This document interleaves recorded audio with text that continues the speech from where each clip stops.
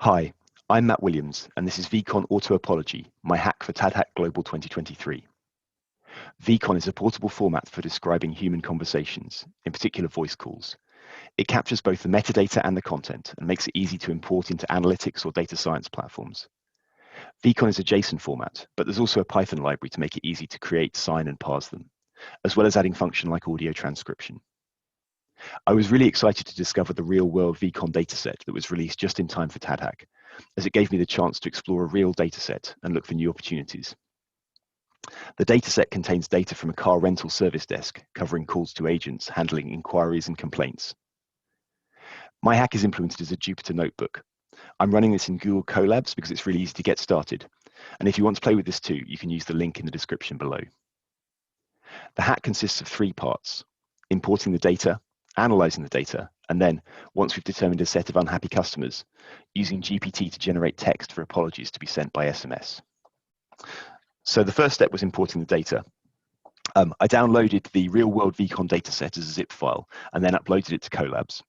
And I then installed the vCon library. And I've then written some code to load all the vCon files from the zip file and make one big list. And as we can see, there are 2,199 vCons in the zip. So let's analyze them. Let's start by pulling out some basic data and inserting it into Pandas. Pandas is a Python library for processing tabular data. Pandas calls these tables data frames. Each vCon has a UUID, and so we'll create a new data frame pulling out the creation time and the subject for each one. So looking at this, it doesn't look like the subject's actually used. So let's just double check. We see there are actually no values in the subject array, and so we'll just delete that column. So we can now actually plot a histogram of creation time. Now, if we look at this, we can see that all of the, or the vast majority of the calls were between about 2:30 and about kind of 9:30-ish. This is all actually in UTC. So my guess is the data is actually from Central or Eastern US, which would be about 9:30 a.m. to 4:30 p.m. So let's pull some information about the parties to the call from the vCon and add it to the existing data frame. Note that some calls are handled by one agent and then forwarded to another, so we can have more than 2 parties on a single call. And here's the breakdown. We have 2,187 calls where party 0 was the customer and party 1 was the agent, and then 12 calls where party 0 was the customer and party 1 was the agent, and then there was a party 2 who was also an agent. So these basically represent the calls that were forwarded on to a second agent. These are the calls, the vast majority, where they're all handled by the first agent. But in all cases, party 0 is the customer, party 1 is the first agent.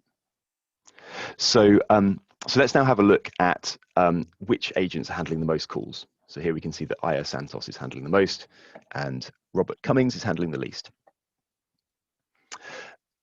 Previously, we pulled out the creation time, but actually this isn't the time that the call happened. The creation time is the time that the vCon record was created.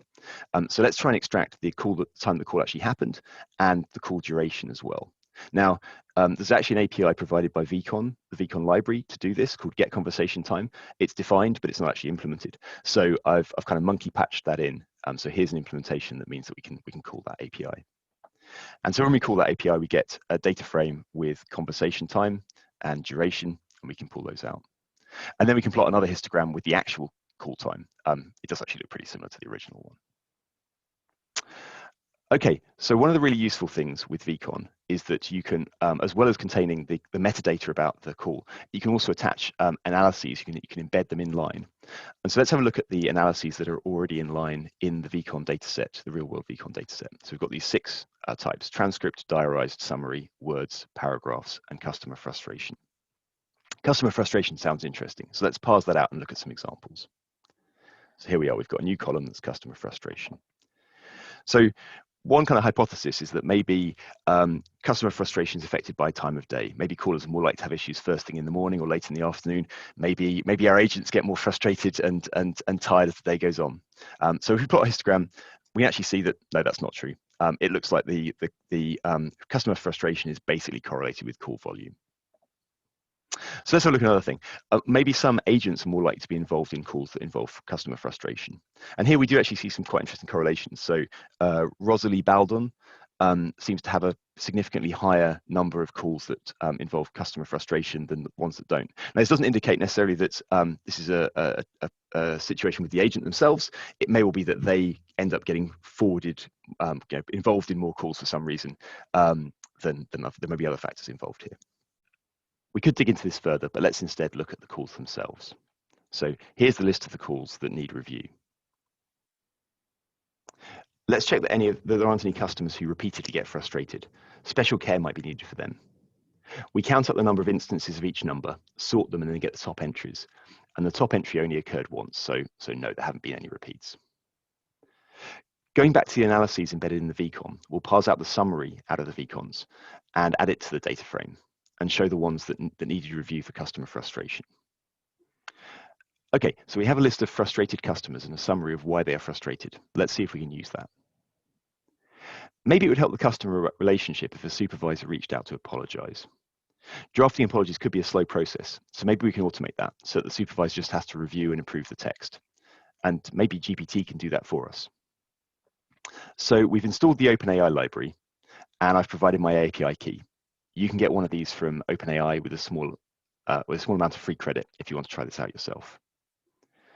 First, let's see how the supervisor could send these messages.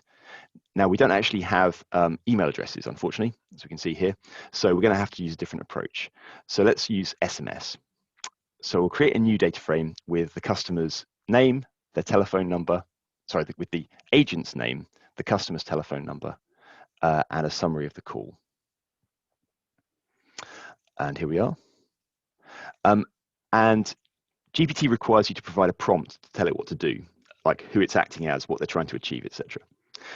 The prompt I've got here was the result of a number of different attempts. I tried lots of different combinations, like, for example, telling GPT that this had to be a short SMS message, otherwise it might write a very long message, telling it that I'm acting as the supervisor here, so that it composed it in that context.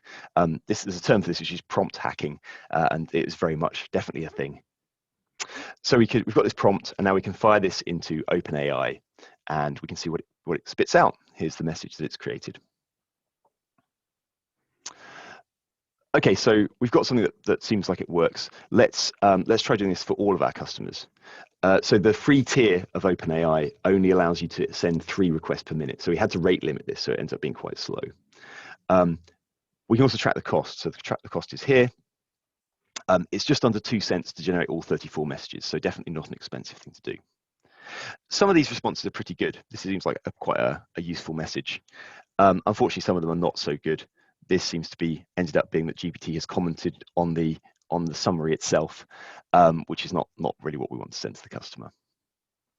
Either way, the supervisor can now review the proposed text, amend it if necessary, and by integrating with an SMS API, which I didn't have time to do, send these on to the customers. So that's my hack. One other area that would be interesting here, but I didn't get to, was segmenting customers based on their call transcripts. If I was to go with this, I'd probably look first at doing this by some manual data exploration. So looking at maybe the types of cars mentioned during the calls to see if there was a signal there, and then trying to find ways to extract this automatically, maybe using GPT again. Thanks for listening, and thanks to TadHack and Strolid for making this all possible.